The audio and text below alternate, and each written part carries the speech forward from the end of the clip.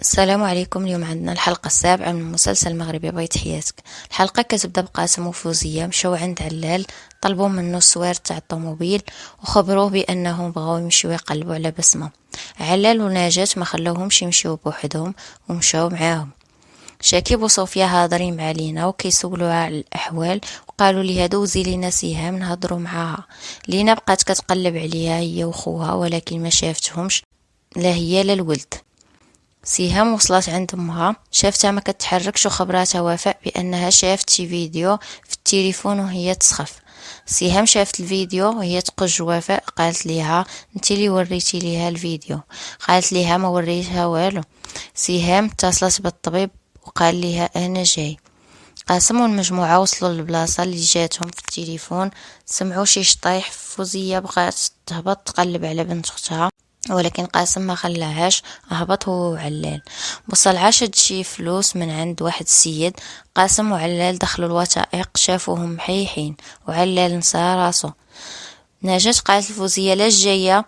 بغيتي ترجعي بسمة للدار كتقلبي على المشاكل. جاوبتها بانها هي اللي رباتها ومسؤول عليها وما تبقاش تفرج فيها وهي كتضيع.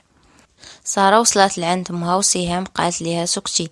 بعداتها وخبراتها بانها هي السبب لهذا الشيء اللي وقع لامها، وقالت ليها ما بال ليك غير راجل مزوج.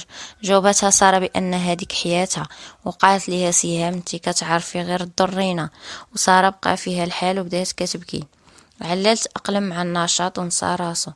وصل عدا بسمة للشيخ وبدا كيتعاود معاه، والشيخ قال ليها شطحي ليا بوحدي ونديرك وحده من عيالاتي. حتى وقف عليهم قاسم وقال لهم انا راجل خالته وحنا ما عندناش البنات للبيع. ساره شافت وفاء في الدار وسولاتها اش كدير فيها. وفاء ما جاوبتهاش ومشات. وسهام خرجت مع الطبيب. ساره مشات عند وفاء وقالت ليها اش كديري في دار ماما؟ انتي اللي وريتيها الفيديو، اش بغيتي عندي تابعاني؟ وجاوباتها وفاء بانها ما كانش عارفاها ماماها، وبانها تلاقات مع سهام اول ما جات الكازا وهذا الشيء غير صدفه، وبانها كتحماق عليها وما عمرها غد تاديها. ولكن ساره ما صدقاتهاش وبغات تخرجها من الدار حتى وصلت سهام وما خلاتهاش، وخبراتها بانها تلاقات معها فاش جات وسكناتها باش تقابل ليها امها. وقالت لها ساره اش قال لك الطبيب؟ وجاوباتها بانه قال لها بان قلب ماماها غادي وكيضعف وخاصها تبدل الدواء. صوفيا وشاكيب رجعوا للدار وفيقوا الدراري وسولوهم على سهام، وجاوبوهم بانها ما كايناش لا هي لا يوسف. صوفيا بدات كتخاصم في الدراري لحقاش ما قابلوش خوهم، وشاكيب قال لها ما تخاصميهمش هما باقين صغار، كان عليك تديه معاك وانتي مخليه مع سهام. تخلعوا. شاكيب بقى كيقلب على سهام ومشى سول العساس وخبروا بانها خرجت في الليل وركبات الطوموبيلتها ودات معاها الوليد. سولوا على العنوان ديالها وخبروا بان العساس الاخر كيعرفو. وفاء جالسه كتفطر مع ساره حتى صونا ليها عزيز وقالت ليه بانها ما عاجبهاش هاد الشيء اللي واقع وخاصو يلقى شي حل. وجالسين حتى بدا يوسف كيبكي وسولات وفاء عليه، وقالت ليها بانه ولد الناس اللي كاريه ليهم الدار وبانها كدوز عندهم كاع وقتها، وخبراتها بانها لقات ليها حل لهاد الفضيحه وهي خاصها تزوج بكريم. سمعتها ساره وهي تمشي. شاكي وصوفيا غاديين مع العساس وكيسولوا على دار سهام. سولوا شحال من واحد حتى وصلوا. دقوا فتحات سهام، قالت ليهم السلام.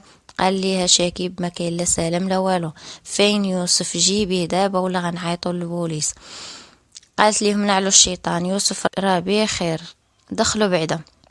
جابت يوسف وعودت ليهم الفيلم تاع ماماها وقالت ليهم سمحوا لي ماشي الخاطري، وفي الاخر تفهمها شاكيب وقال ليها الله يشافي لك الوليده. بس ما جات عند قاسم وخالتها وقالت ليهم كون رجعتوا هاد المصيبه راه قاجني، ولا رجعت غادي يحرر عيشتنا كاملين. خالتها قالت ليها واش حماقيتي؟ مسهرانا حنا والجيران ومكرفسانه ودابا كتقولي لينا سيرو. قالت ليهم نوفل خدا صداقة من عند الشيخ ومن الأحسن تزوج بلا ما تبقى برصداهم. قال ليها قاسم انتي راك بنت ماشي بهيمة كتباع وتشرى. فوزية قالت لي إلا بغات تزوج خليها. قال ليها هي ما بغاش تزوج، أنا غنمشي دابا نجيب الفلوس ونعطيها ليهم، وبس ما عاجبها الحال. شكيب هدر لي واحد التليفون وقال ليه قربت نسالي ولكن قطع عليه وهو يطلع ليه الدم ولاح الكتاب. بدا كيبكي وكان باغي ينتحر ولكن تراجع في اخر لحظة. وفاء مشات لعند كريم للدار وكلماته لسارة وقالت لي بانها محتاجة لي. فوزية وقاسم رجعوا للدار وشكراته على الوقفة اللي وقف مع بسمة. وفاء اقترحت على كريم باش يتزوج بسارة باش يقدروا يكذبوا هاد الفضيحة اللي دارت ليها مالك، وطلب من وفاء تخليه بوحدو مع سارة وخبرها بأنه إنسان ماشي لعبة يخبيو بها الإشاعة. وسارة قالت لي صافي نساو هاد الهضرة، تعصب ومشى. تبعت وفاء بقات كتحاول معاه باش تقنعه وفي الأخير قال ليها خليني نفكر ومشى.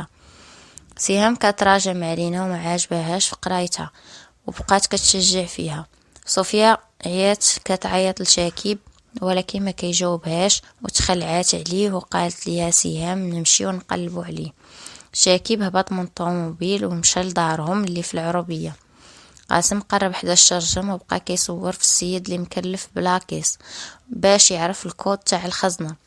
حتى صونات ليه بسمة وقالت ليه ما باغاش نبرزدك، قال ليها غير صبري غنوجد الفلوس ونجي. وقال لها سيري عند نوفل وجبدي لي لسانه في هاد الشي وصوريه فيديو بلا ما يعيق لحقاش هاد الشي كيعاقب عليه القانون. جا عند نوفل وقال لي هاد وجا عندها نوفل وقال لي هاد عمك باقي ما بغاش يجيب لينا الفلوس باش يصوفيك. قالت ليه غير صبر وغيجيب لك الفلوس باش نتهنى منك. وصوراتو فيديو صوت وصورة.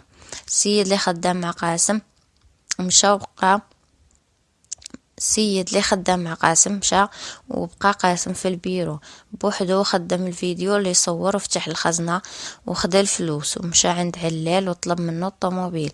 وعلال ما بغى يعطي الطوموبيل حتى يعرف لاش بغاها. وخبروا قاسم بانه بغى يمشي يجيب بسمة وحضروا علال وقال ليه راني خايف عليك من ديك العافية اللي بغيتي تجيب لدارك، هاودني منك. سهام وصوفيا مشاو للدار اللي كيكون فيها شاكيب وما شافوا الكتاب ديالو مليوح. وسهام سولات صوفيا واش عنده شي صحاب واش عنده شي عائله وجاوباتها صوفيا بانها تقريبا عرفاتو في مشى. شاكيب جلس مع باه وطلب منه يسمح ليه. قال لي غير كون بقيتي فين كنتي ودابا فاش رجعتي بلا ما تجبد الماضي وخليه مدفون كيف ما دفن خوك. قاسم دا الفلوس وسول بسمة واش صورات هذاك الشيء اللي قال ليها. قالت لي ورات الفيديو النوفل وصوروه كي ياخذ الفلوس. وقال لي قاسم هاد المرة تقرب البسمة الحبس كيتسناك. كريم وسارة جابوا العدول وضربوا الكحل في البيض وصوراته موافق ولا حتى في الانستغرام تاع سارة. بسمة وقاسم تعشاو في واحد الريستو وقالت ليه انت هو راجل الاحلام اللي كنت كنقلب عليه. وقاسم حشم حتى صونات لي فوزية وقال ليها صافي عطيتو الفلوس وانا جاي مع بسمة.